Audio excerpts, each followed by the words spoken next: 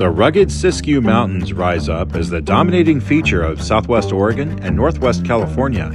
Once transcontinental rails united the east and west coasts in 1865, the days of wagon trains for Oregonians were numbered.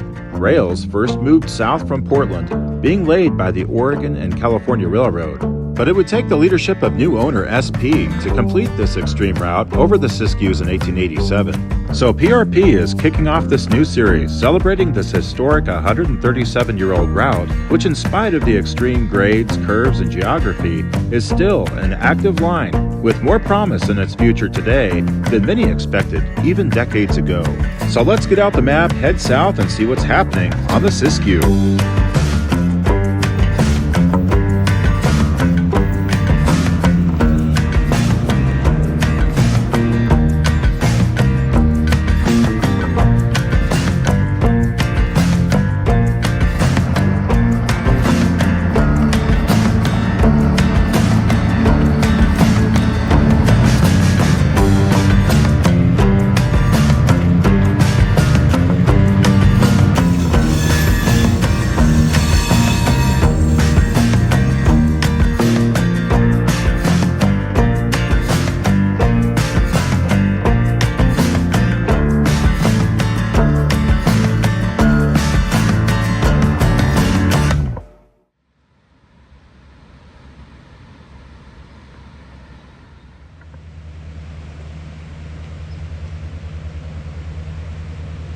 The cool air of an early spring day slowly trades the calm sound of rushing waters for the bass drumbeat of an approaching freight hurrying to get back on schedule. Central Oregon and Pacific Train 505 is hustling a long freight for Medford. By this time of morning, the train is usually already being handed off to the next crew. It's currently running along the Rogue River on its nocturnal journey from Roseburg. This was an unexpected surprise, since I was here to film a different train altogether.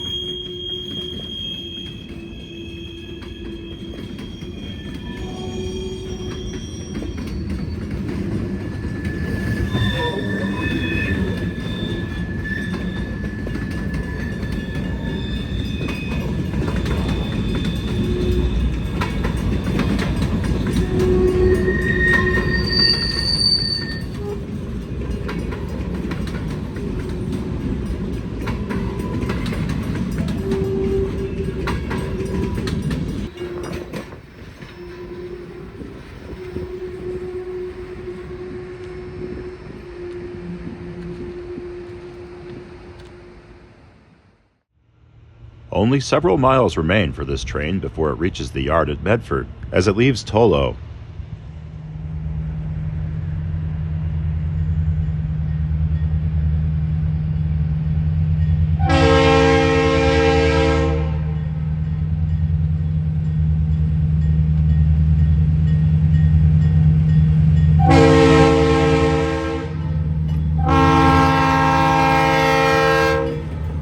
The train I came to see is the Hornbrook turn, which will tackle the steepest mainline grades in the state of Oregon.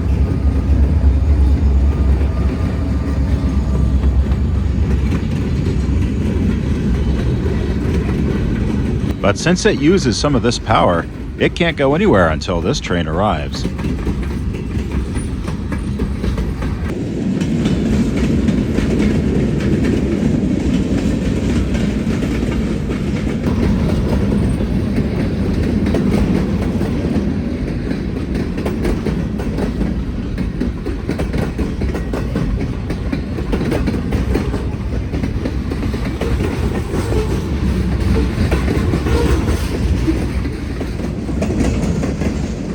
Today's train is longer than the average, with an impressive string of wood chip cars that will go over the pass for Weed, California in a couple of days.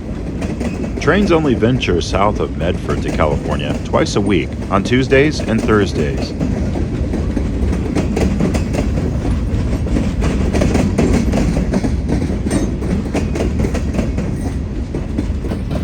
This healthy consist reflects the robust industrial heart of the Southern Oregon region, with the focus being aggregates, some agriculture, and a lot of forest products. Lumber continues dominating the traffic, with mills dotting the entire route.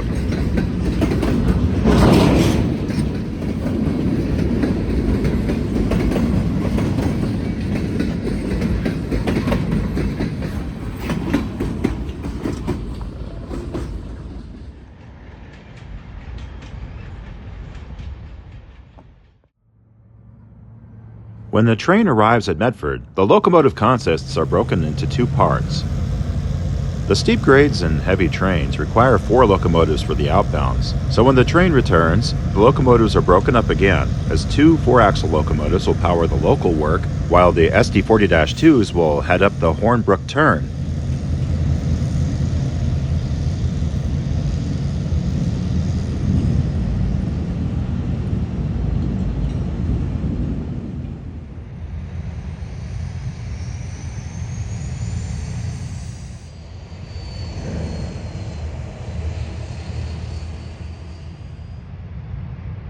It's shortly after 8 a.m., and the new crew is making their way to the power.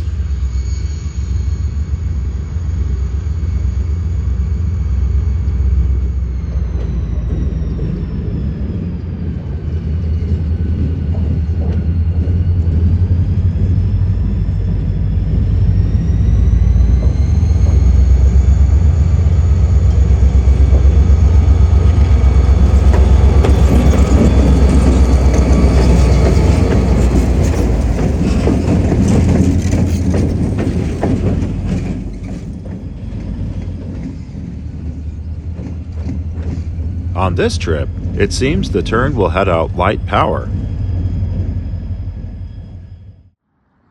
We'll go several weeks prior on another chase, catching the train for the first time at Talent.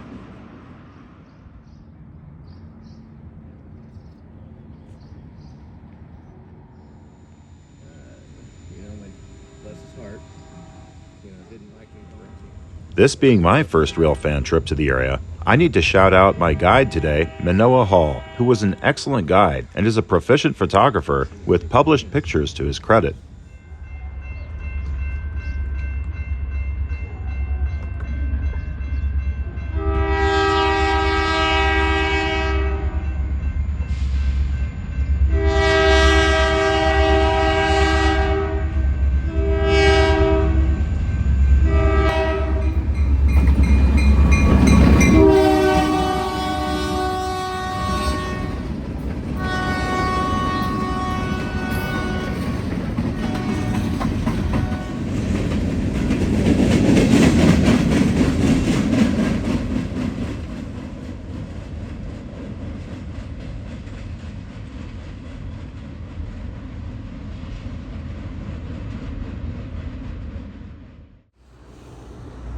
The tracks since Medford have been steadily gaining elevation, rising 253 feet over 7.4 miles between Medford and Talent, and 314 more feet in the last 5.8 miles to Ashland.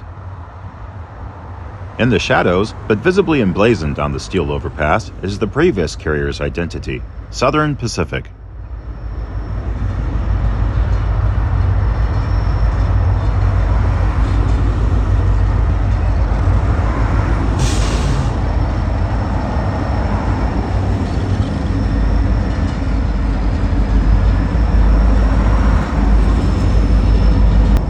As in SP days, seeing big 6-axle EMD power heading Siskiyou trains brings joy to nostalgic rail fans, especially those who miss the scarlet and gray.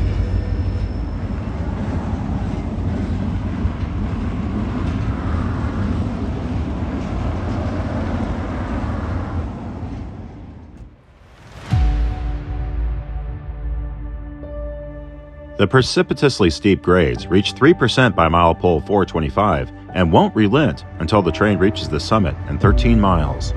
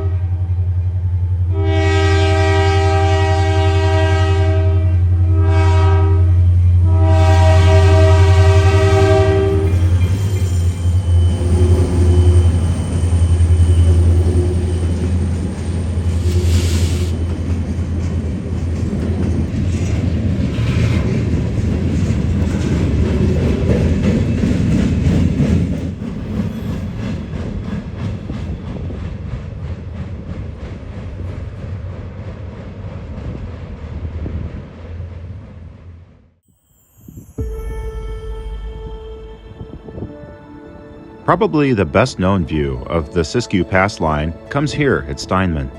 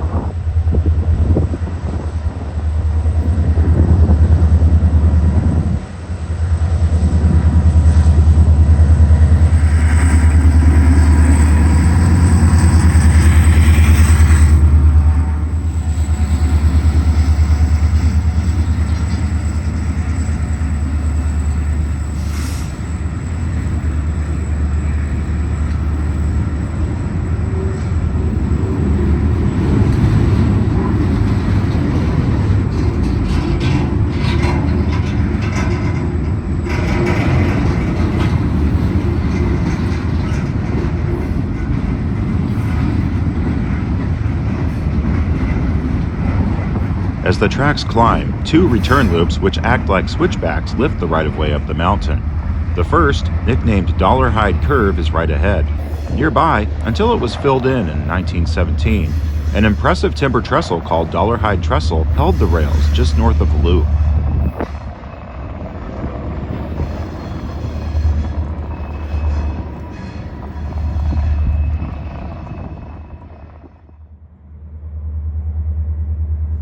Having turned north, the train reaches foliage, where some old forgotten ties in the dirt evidence the existence of a previous sighting.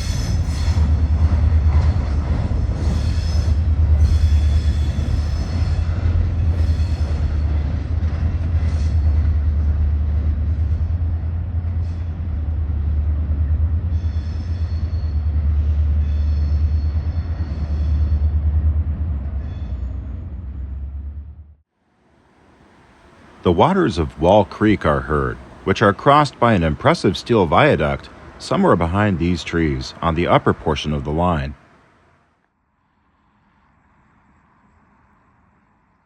One of 3 tunnels on the mountain, Tunnel 15 is the shortest, at just about a couple hundred feet. We're back trackside the day I watched the engines leave Medford without any cars.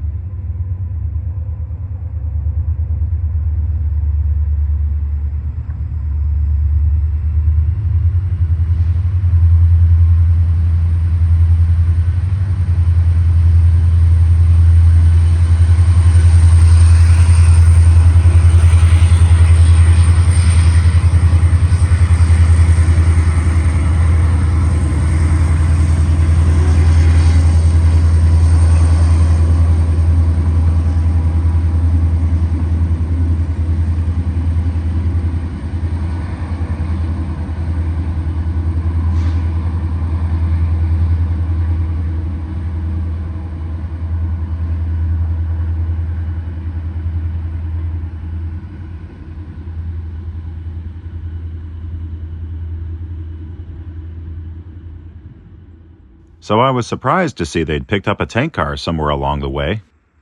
In spite of the small consist, the effort is considerable to get up the 3.4% grade. The second turnback loop is completed in Tunnel 14.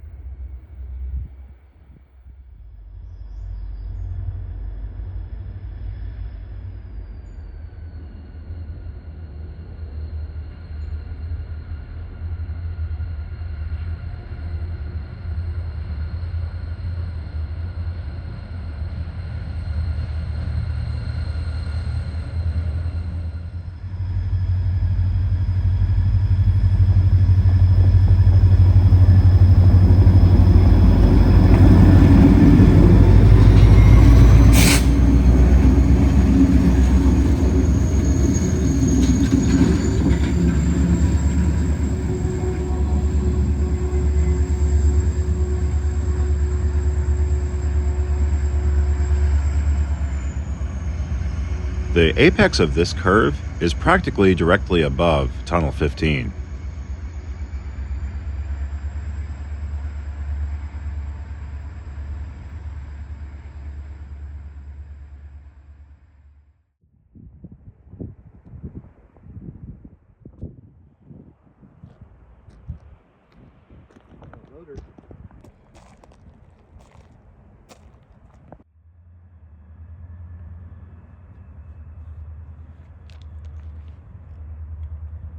The train is almost to the top of the summit.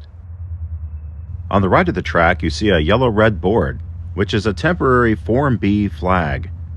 This is an indication to train crews that men and equipment will be working on the track. These are placed 2 miles away from working limits on either side. A red flag will protect the actual limits. Contacting the employee in charge is necessary before a train can pass the red board. If I had to guess, I'd say that high railing crane we saw on the spur at Steinman followed the train up to this work zone. The train has reached the top of the mountain at an elevation of 4,122 feet. Interestingly, this pass here is also I-5's highest point on its entire route.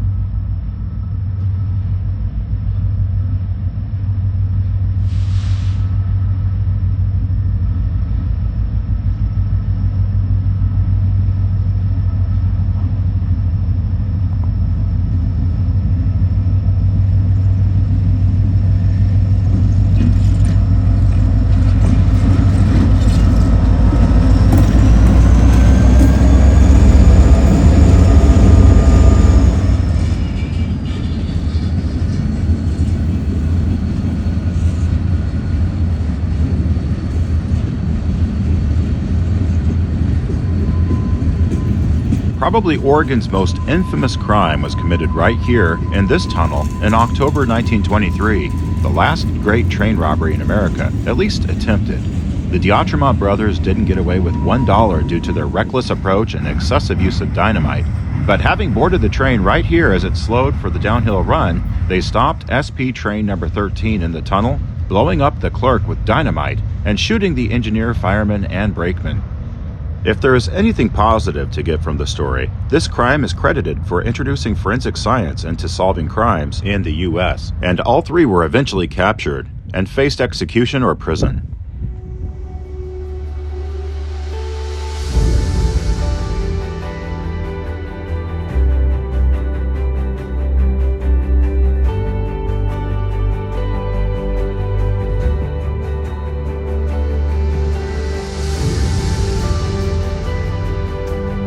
The train is headed downhill now for the final miles before it crosses the border.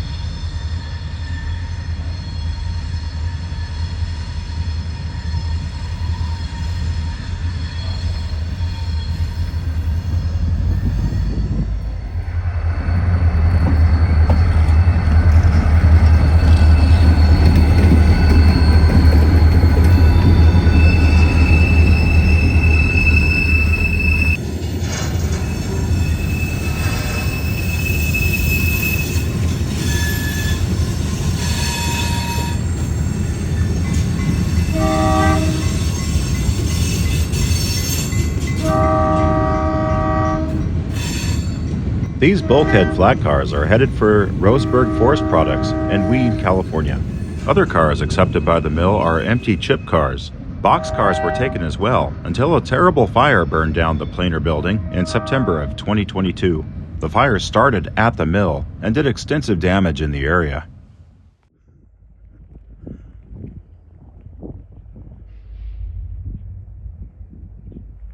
As the train passes the Hilt station sign, track speeds increase for the first time in many miles.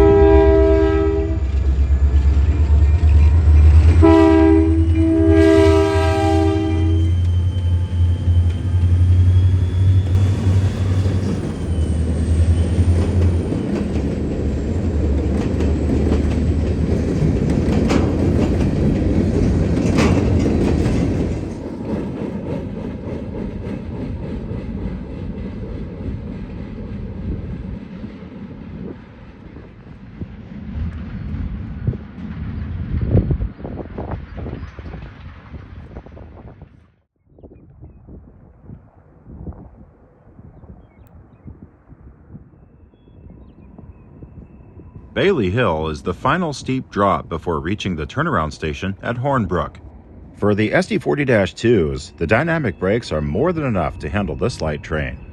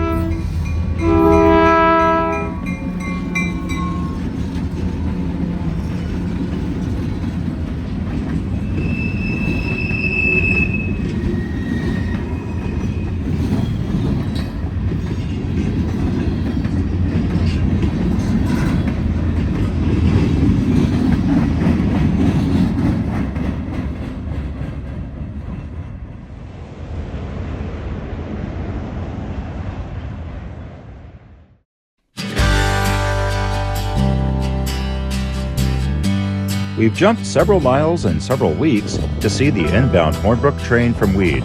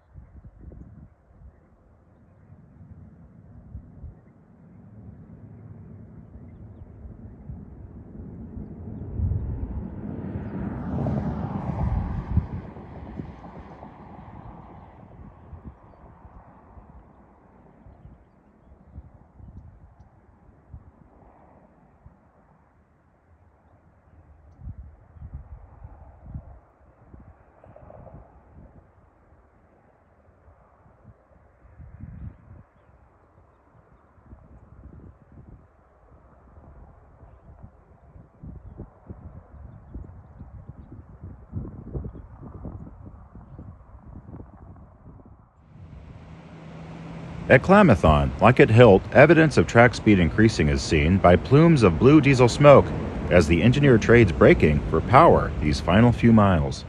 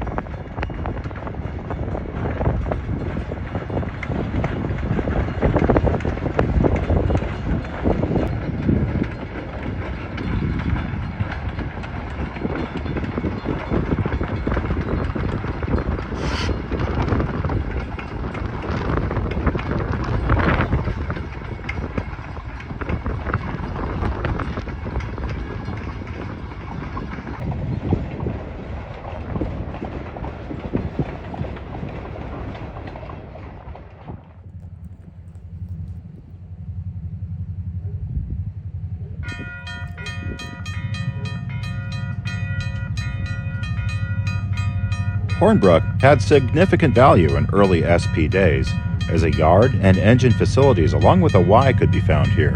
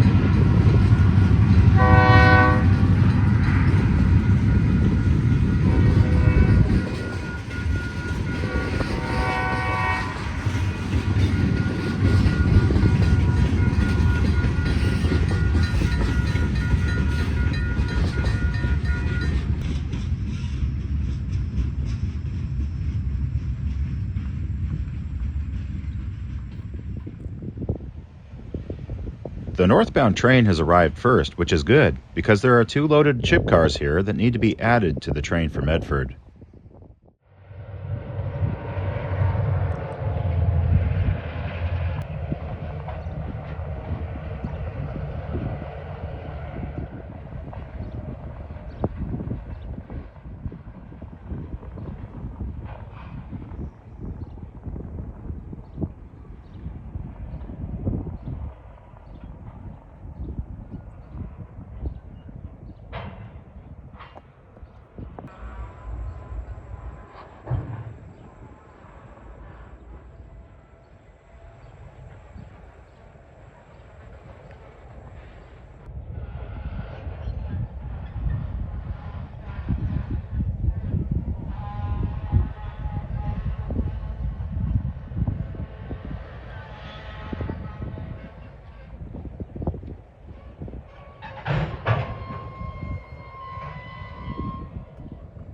After coupling up, the crew will shove the cars back onto the siding and take their power back to the main line and wait for the southbounder.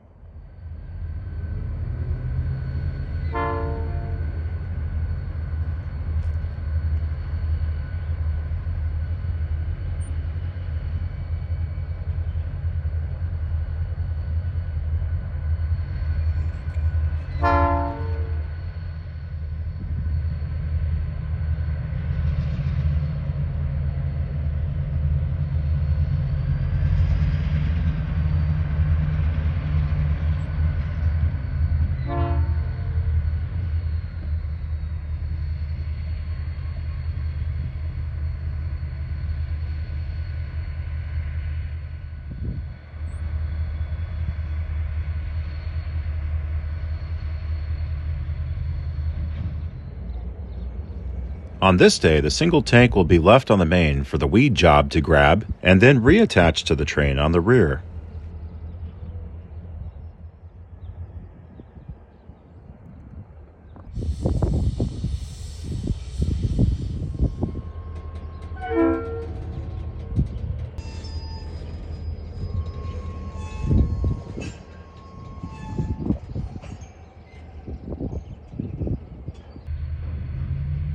On my first chase of the line, it was a simple prisoner exchange, as the weed local simply grabbed the 7 flats and took off.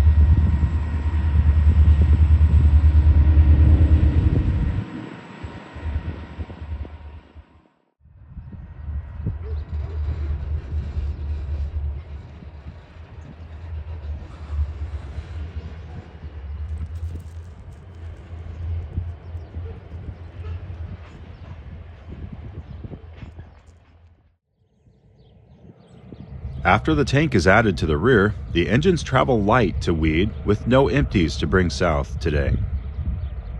I can't say for certain, but I believe the tank car was brought to be spotted on the return trip, likely because the customer has a south-facing spur. It could be this one here in Medford, which several weeks before had a non-placarded tank car south of the yard.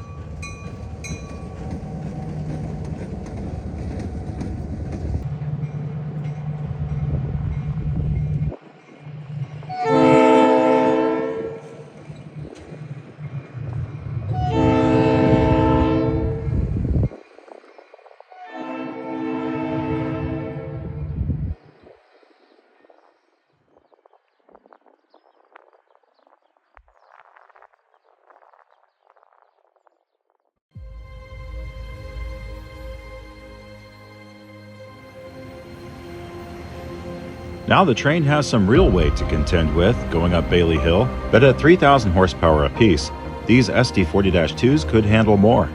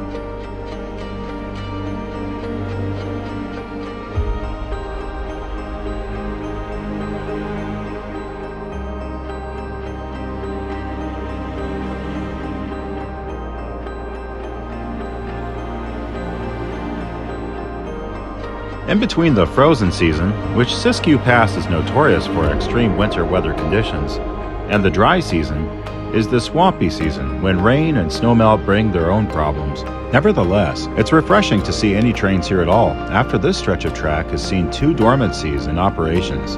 Thankfully, much work has been done in recent years to open the possibility for tonnage freights for California to resume over the pass, instead of taking the long circuitous route to Eugene and then over the Cascades. In fact, just months ago, such a train did travel south here to the UP connection in Black Butte due to a line closure up north.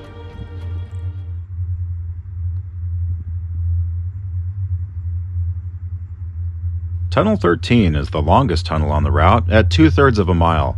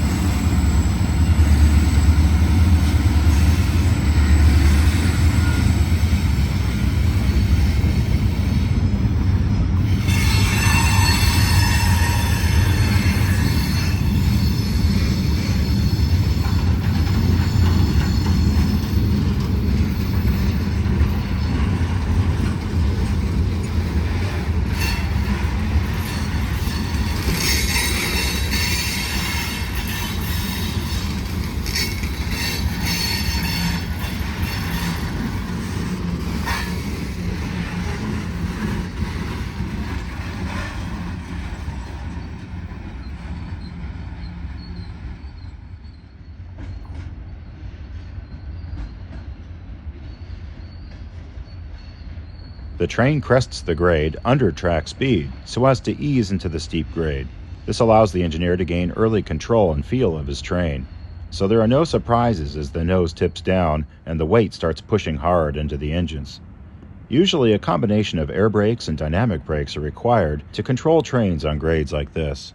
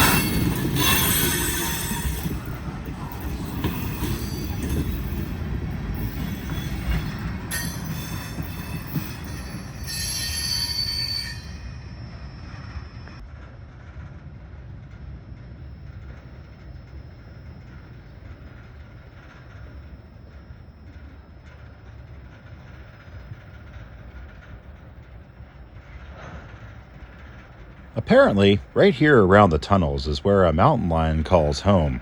I learned this afterward, but got the feeling while I was here such a critter might have been scoping me out. In any case, I'll be very cautious if I ever get the chance to return.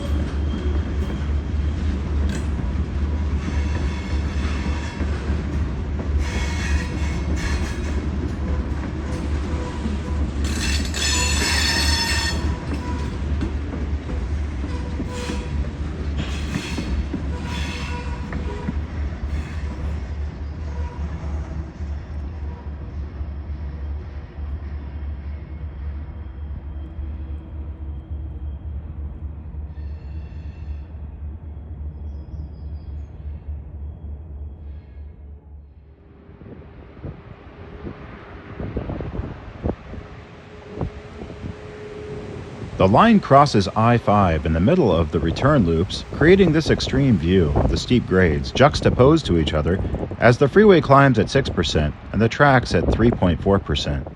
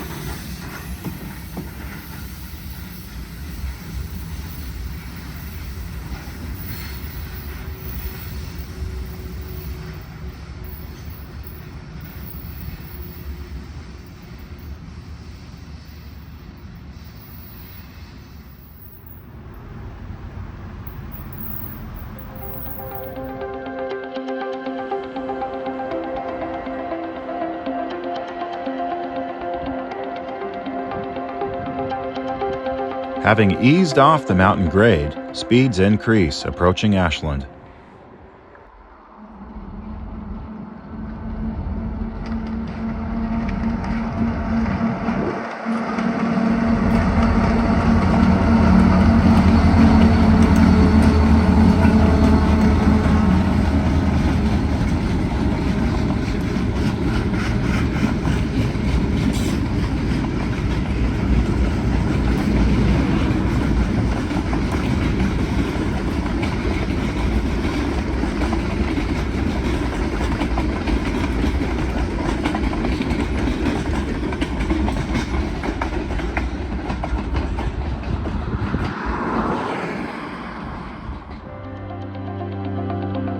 From Medford to Hornbrook and back, the round trip is just shy of 100 miles. It's the home stretch, though, for this Central Oregon Pacific crew.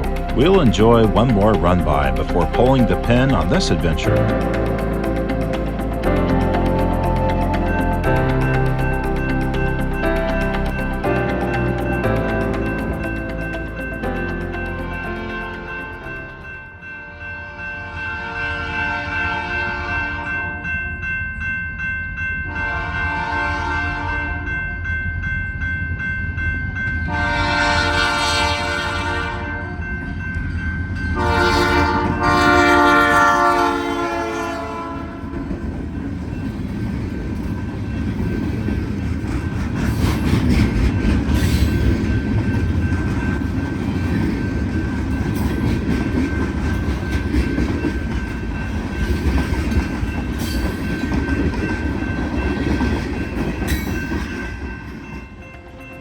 I hope you enjoyed the journey. This concludes part 1 of this series. I certainly hope you can all join for the next trip south of the border.